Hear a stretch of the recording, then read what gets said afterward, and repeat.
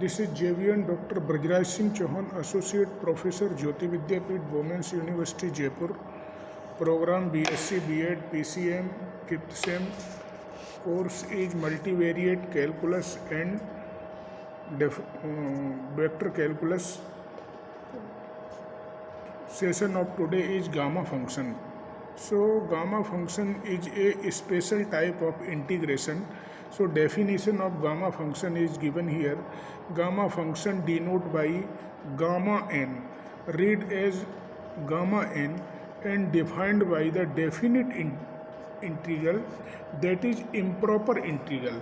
Gamma n is equal to limit 0 to infinite x to the power n minus 1 e to the power minus x dx, where n is a positive number, may be integral or fraction. The above integral is convergent for x greater than 0.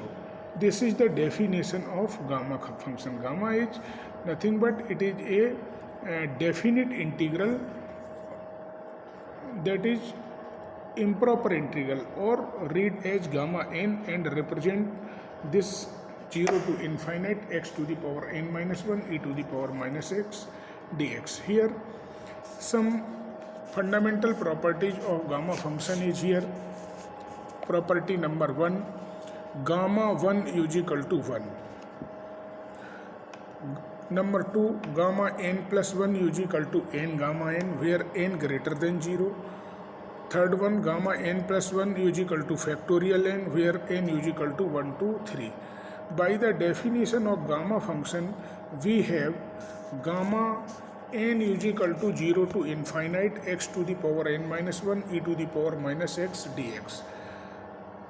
We replace n by the 1. It is because we have to find the only gamma 1. So at the place of n putting 1, integration will be 0 to infinite x to the power 1 minus 1 e to the power minus x dx.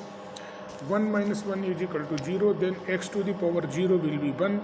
Now integration will be 0 to infinite e to the power minus x dx. Integrating e to the power minus dx, the integration of e to the power minus x is equal to minus e to the power minus x, and lower limit 0 and upper limit infinite. Whenever we put upper limit infinite at the place of x, it is e to the power minus infinite, and e to the power minus infinite can be expressed as 1 upon e to the power infinite, and e to the power infinite is 0. So 1 upon 0 is equal to infinite, and e to the power 0 is 1. So minus 1 is equal to 1. So value of gamma 1 is equal to 1. Next, gamma n plus 1 is equal to n gamma n. So gamma n plus 1 is equal to 0 to infinite x to the power n minus 1. Here n is replaced by n plus 1, so it become n plus 1 minus 1 and x to the power n e to the power minus x dx. Integrating it by part, taking x to the power n as the first function, we have here there is two function, multiplication of two function, then we have applied the integration formula by part, x to the power n e to the power minus x, and when we integrate this become minus x to the power n e to the power minus x, lower limit 0 to upper limit plus 0 to infinite n x to the power n minus 1 e to the power minus x dx.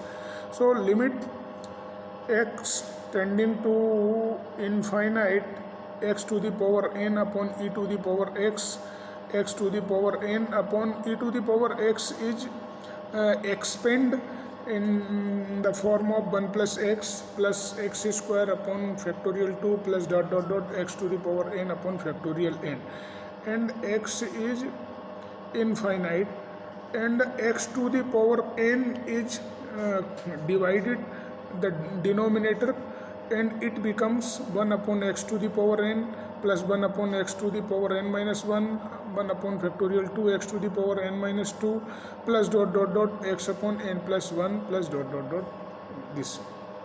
So x to the power n or x tending to infinite, so all term will vanish and is 0.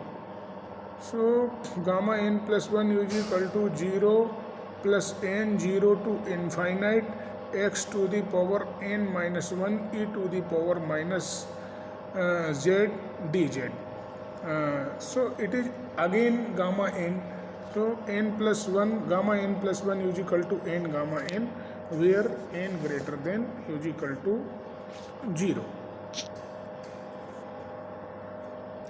Again another problem is gamma n plus 1 is equal to gamma n, and n gamma n is expanded in next term. It gives the n minus 1 gamma n minus 1. Again it is expressed n minus 2 gamma n minus 2, and dot dot dot it is expanded up to 1.